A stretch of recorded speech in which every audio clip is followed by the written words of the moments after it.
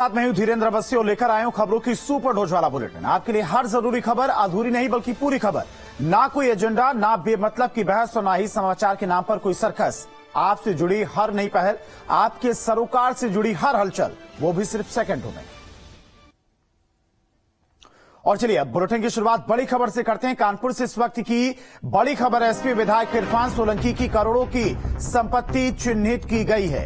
10 करोड़ से ज्यादा की संपत्ति चिन्हित की गई। सूत्रों के हवाले से ये बड़ी जानकारी निकलकर सामने आ रही है। करोड़ों की संपत्ति पर ईडी की नजर है। इरफान के भाई रिजवान के नाम भी करोड़ों की संपत्ति है और अब प्रशासन ने करोड़ों की संपत्ति चिन्हित की है। और इसी खबर पर तमाम जानकारी के साथ में कानपुर से संवाददाता अनुराग हमारे साथ जुड़ गए हैं। अनुराग, क्या कुछ अहम जानकारी?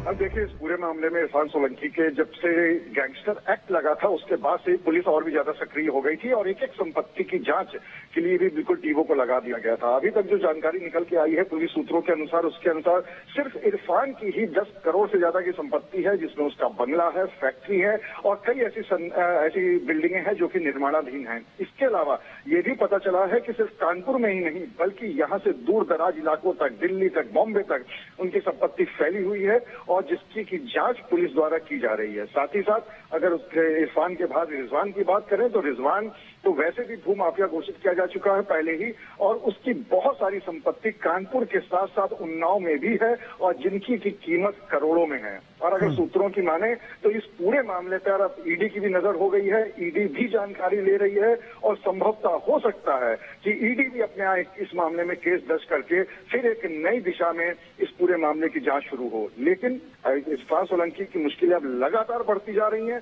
पहले इतने सारे मुकदमे, फर्जीवाड़े के मुकदमे और उसके बाद गैंगस्टर एक्ट और अब ये संपत्ति का मामला। जी, ईडी की तरफ से इन संपत्तियों को चिन्हित किया गया है, जांच की जाएगी। साथ ही साथ क्या संपत्तियों को कुर्क भी किया जा सकता है?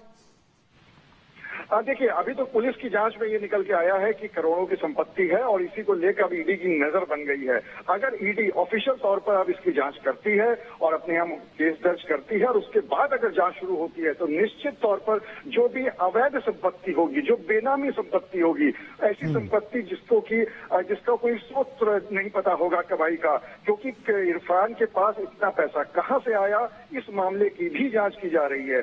क्योंकि अभी तक वो सिर्फ एक विधायक है, उनकी फैक्ट्री चलती है, इसके अलावा इतनी ज्यादा संपत्ति कहां से आ गई, इतना ज्यादा पैसा कहां से आएगा, इसकी भी पुलिस जांच कर रही है। तो निश्चित तौर पर अगर ईडी ऑफिशियल तौर पर इसकी जांच करती है तो ये भी संभव है कि आगे चलकर संपत्ति कुर्क करने की नौबत भी आ जाए। ठीक है अनुराग, बहुत बहुत शुक्रिया आपका तमाम सारी जानकारी के लिए। तो 10 करोड़ की संपत्ति लगभग इरफान सोलंकी की चिन्हित की गई है, ईडी की नजर है। अब ईडी की तरफ से जांच किया जाएगा कि इनकी इतनी संपत्ति कहां से इरफान सोलंकी ने अर्जित की। अगर जो भी संपत्ति अवैध पाई जाती है तो ऊपर हो सकता है कि कुर्की की कार्रवाई भी की जाए।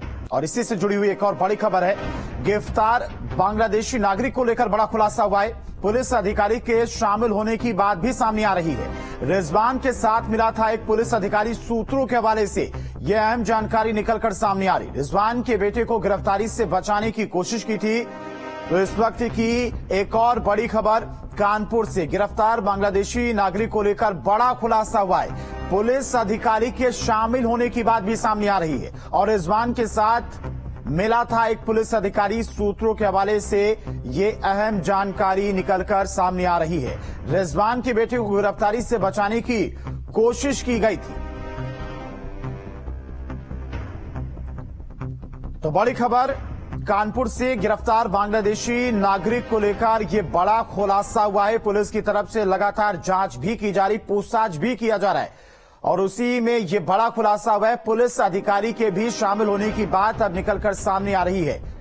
रिजवान के साथ एक पुलिस अधिकारी भी मिला हुआ था, इसकी जानकारी निकलकर सामने आ रही है। तो जैसे जैसे जांच आगे बढ़ रही है, गिरफ्तार बांग्लादेशी नागरिक से पूछताछ की जा रही है, हर रोज नए खुलासे भी हो रहे हैं। दूसरी तरफ इरफान सोलंकी की भी लगातार मुश्किलें बढ़ती जा रही हैं। ईडी ने 10 करोड़ से अधिक की संपत्ति को चिन्हित किया है।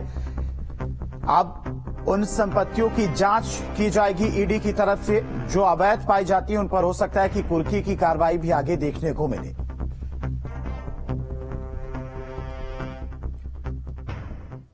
और अब बात उत्तर भारत में बढ़ती ठंड की। उत्तर भारत में ठंड और कोहरे का डबल अटैक जारी है। दिल्ली एनसीआर में ठंड काफी बढ़ गई है। वहीं यूपी के 31 जिलों में ठंड और घना कोहरे के लिए मौसम विभाग ने येलो